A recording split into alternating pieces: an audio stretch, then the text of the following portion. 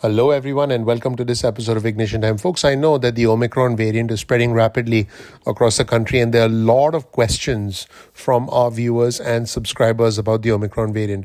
Welcome to our channel, everyone. My name is Dr. Chhoda with Ignition Time. I work hard on this channel every single day to bring you the latest news that impacts the country, the economy, as well as our money. All I ask is that you take a minute of your time to click like and subscribe and enable notifications. If you're not a member of our community, please subscribe. If you are a member of our community, just consider clicking enable notification. Let's get started. Here's an article by Derek Thompson, who's a staff writer for The Atlantic. Here is everything I think I know about Omicron. I'll give you some of the key highlights so you understand how the Omicron variant can impact your life. Let's just start with some important facts. Omicron is spreading really fast. In fact, new cases are rising faster than any other variant and any other previous wave, specifically in South Africa. Now, the good news, though, is Omicron seems to be associated with less severe illness and fewer ICU admissions. Now, a lot of South African doctors, which is where this originated, say that they're very concerned about reinfections, but they are less panicked about severe illness. So that is encouraging. Now, let's take a look at some of the early research. In fact, the Africa Health Research Institute published a small preliminary study that found a huge drop in neutralizing antibodies against Omicron relative to previous variants among people with 2 shots of the Pfizer vaccine. Now, this suggests, but we don't have definitive proof yet, that 2 doses of the Pfizer vaccine may be less likely to protect against Omicron infection. In short, there may be more doses of the Pfizer vaccine required. In fact, Pfizer suggested that 4 or more doses may be needed to protect against Omicron.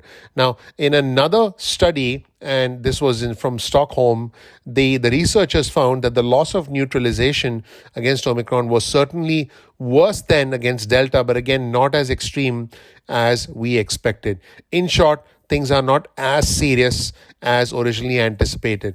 In fact, Pfizer and BioNTech published the results of their own preliminary study, and they found that 2 doses of the Pfizer vaccine show significantly reduced neutralization against Omicron, which again is in line with the plasma studies, but 3 doses of the vaccine appear to provide the same level of Omicron as 2 doses did against the original strain. So the company said that it is still working on an Omicron-specific vaccine, which could be ready as early as March 2022. So that is indeed what is happening. Also, what is happening is there have been outbreaks in different parts of the country, so we really need to be very careful. So what is the bottom line, folks? The bottom line is this. Omicron is more transmissible than Delta and will spread faster than Delta in many places. Now, this can be true because Omicron is innately more infectious, and we all know this.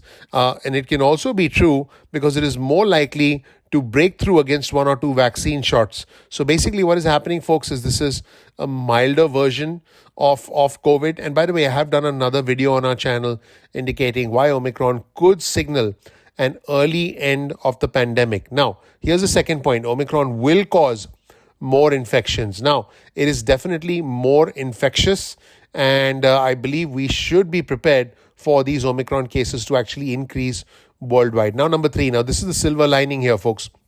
Omicron will produce less severe illness per infection than previous strains, but it could still produce a lot of hospitalizations, especially among the elderly, if total infections were to go up. So the point here is more and more hospitalizations, but unfortunately, if this impacts the elderly because their immune system is weaker, that could end up being quite dangerous. It's quite possible that Omicron produces less severity per case, but the United States gets overwhelmed with Omicron cases, resulting in a huge surge of hospitalizations. Now, the elderly have lower immunity, and this means older Americans and nursing homes could get overloaded as a direct result of the pandemic. And finally, and this is from The Atlantic, get your booster shot. Now, we cannot control factors such as whether the virus is going to enter our community and how fast it's going to spread, but there is something that we can control, and that is to get vaccinated and to get a booster shot. Now, this makes a whole lot of sense,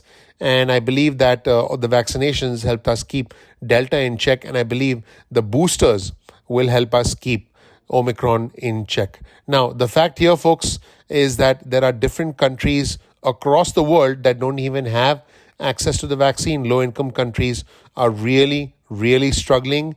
And in fact, the full vaccination rate in America is well over 60% of the population. So this is excellent. However, in poor countries, in underdeveloped countries, Nigeria, for example, the vaccination rate is less than 2%. So the problem here, folks, is that poor countries are likely to bear the brunt of this pandemic and is likely to further exaggerate the differences between the rich and the poor. At the end of the day, I believe the rich should help the poor. I believe richer, more powerful countries should help poorer countries.